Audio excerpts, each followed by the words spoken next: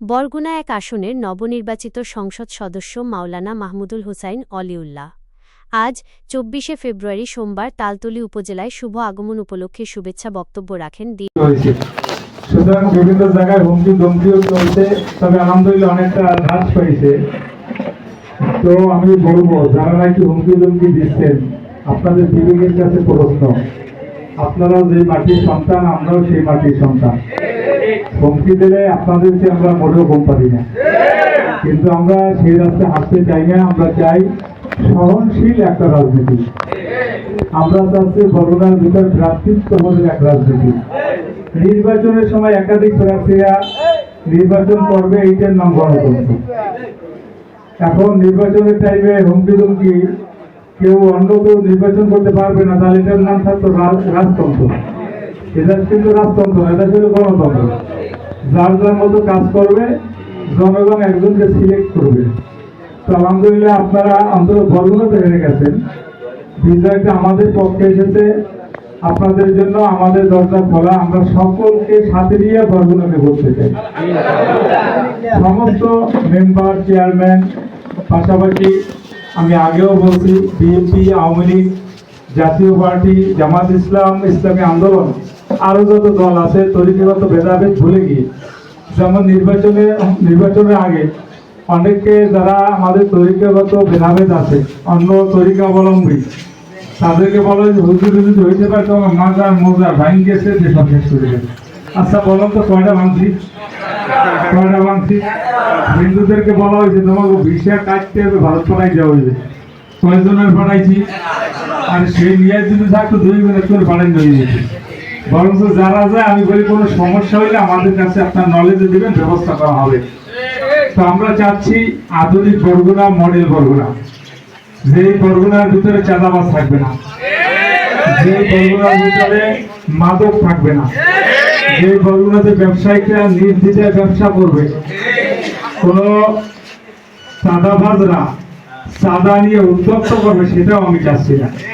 সেক্ষেত্রে সকলের সার্বিক সহযোগিতা অবশ্যই লাগবে। আমরা সামাজিক অবস্থান সুদৃঢ় করব। একটা হইল ব্যক্তিগত কাজ, আর একটা সামাজিক কাজ। এগুলো কিন্তু সামাজিক কাজ। সমাজে যদি একটা ভাইরাস ছড়াই পড়ে, এইটা কিন্তু আপনার ঘরেও পৌঁছে যাবে। যেমন যুবকরা যে মাদক আসক্ত হচ্ছে, এই সমাজের ভিতরে আমাদের বরগুনা কিন্তু সারা বাংলাদেশে নাম করা আছে। এখানে আর কোন নাম করতে না পারলেও কিন্তু এই যে নাম করা আছে। 1 মাস 2 মাস যাইতে পারে, এমন একটা ভাইরাল ঘটনা ঘটে, সারা বাংলাদেশের মুখে বরগুনা বরগুনা। তো এই ভাইরাল আমরা ওই দিক থেকে হয়েছে না, ভালোর দিক দিয়ে ভাইরাল হচ্ছে। ভাইরাল হবো, বরগুনার ভিতরে কোনো চাঁদাবাজ বন্ধ হয়ে গেছে। আলহামদুলিল্লাহ এখন পর্যন্ত প্রায় 60% চাঁদাবাজ বন্ধ হয়ে গেছে।